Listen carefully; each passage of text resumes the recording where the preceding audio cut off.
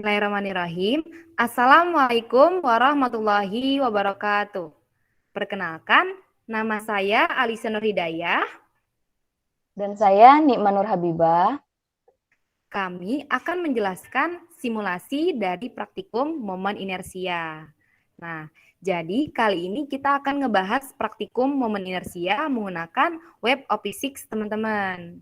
Nah, di sini sebelum itu kita harus dapat menentukan nilai momen inersia benda secara teori dan praktikum. Kemudian, kita juga dapat menganalisis nilai torsi dan percepatan suatu benda secara teori dan praktikum. Nah, nanti pada saat kalian melakukan praktikum, kalian akan menemukan tujuan dari praktikum yang lainnya. Silakan kalian tuliskan di laporan praktikum pada bagian tujuan laporan praktikum ya. Nah, seperti nama dari praktikum ini, momen inersia adalah konsep yang sangat penting dari gerak rotasi. Nah, apa sih momen inersia itu? Nah, momen inersia adalah kecenderungan benda untuk berotasi atau tidak diukur oleh momen inersianya. Nah, seperti gambar yang tertera pada PowerPoint ini nih, teman-teman. Nah, jadi kita ibaratkan gini, kalau misalkan kita mempunyai benda, benda itu susah untuk berotasi atau susah dibuat untuk muternya, nah ini pasti identik dengan massa benda. Kecenderungan benda pindah tempat atau tidak, kalau masanya besar susah pasti untuk berpindah tempat. Nah, ini bisa disebut dengan kelembaman benda. Oke, perhatikan pada partikel ini atau lingkaran ini ya, yang benda titik, seperti pada gambar yang tertera. Nah, di sini bermassa M dan berjarak R dari pusat lingkaran yang diputarinya. Jadi, didefinisikan momen inersia adalah benda pada titik ini, massa dikali sama jaraknya. Definisi ini sangat penting nih teman-teman. Jadi ternyata yang membuat rotasi itu bukan hanya massa, tetapi juga jaraknya. Makin jauh pusat poros, maka makin susah untuk berotasi. Makin dekat ke pusat poros, maka makin gampang untuk berotasinya. Jadi itu teman-teman untuk sistem partikelnya. Nah, selanjutnya ada alat dan bahan. Dan bahan yang pertama pasti kita menggunakan Virtual Lab OP6. Nah, yang kedua sumbu putar. Yang ketiga ada solid sphere atau bola padat. Yang keempat ada spherical cell atau cangkang bulat. Yang kelima ada solid cylinder atau silinder padat. Dan yang terakhir ada cylindrical cell atau cangkang silinder. Nah, oke, dari alat dan bahan dan dasar teori sudah cukup ya. Selanjutnya mungkin langkah kerja dari praktikum momen inersia akan dijelaskan oleh Kak Nikma dan Habibah. Silakan Kak Nikma. Baik, terima kasih Kak Alisa. Nah, di sini saya akan menerangkan bagaimana tata cara pada praktikum momen inersia menggunakan Philip Opisic ya teman-teman. Untuk itu, mari kita langsung ke webnya saja. Saya sudah membuka link Philip Opisic.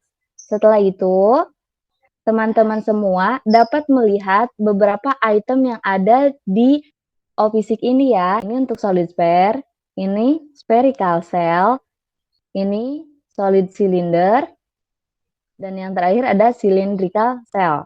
Nah, setelah itu, mari kita pilih item yang akan dipraktikumkan. Untuk yang pertama, kita menggunakan solid sphere terlebih dahulu. Setelah itu, kita atur besar gaya yang akan digunakan. Untuk saat ini, kita menggunakan besar gaya sebesar 10 Newton. Sudah ya? Nah, setelah itu, kita atur massanya. Untuk yang pertama, kita atur massa sebanyak 5 kg.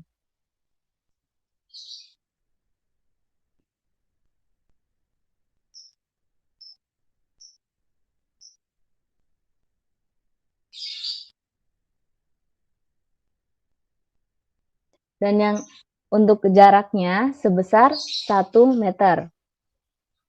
Oke. Nah, setelah itu, kalian tinggal klik start. Tunggu sampai hasil datanya muncul, lalu pause. Nah, setelah itu kalian boleh catat hasil yang telah diperoleh. Nah, lakukan langkah-langkah pengulangan ini sebanyak 3 kali. Setelah itu, untuk percobaan kedua, kita menggunakan radius 2 meter dengan massa 10 dan untuk gayanya tetap ya teman-teman sebanyak 10 Newton. Nah, setelah itu klik start. Lalu pause dan catat data yang telah dihasilkan. Nah, lakukan langkah-langkah ini pada item-item yang lain dan melakukan pengulangan sebanyak 3 kali ya. Sebelum kalian pindah ke item yang lain, kalian boleh reset terlebih dahulu. Nah, setelah melakukan praktikum, otomatis teman-teman semua akan mengisi data hasil percobaan pada lembar kerja praktikum. Nah, untuk bentuk lembar kerja praktikumnya kurang lebih seperti ini ya teman-teman.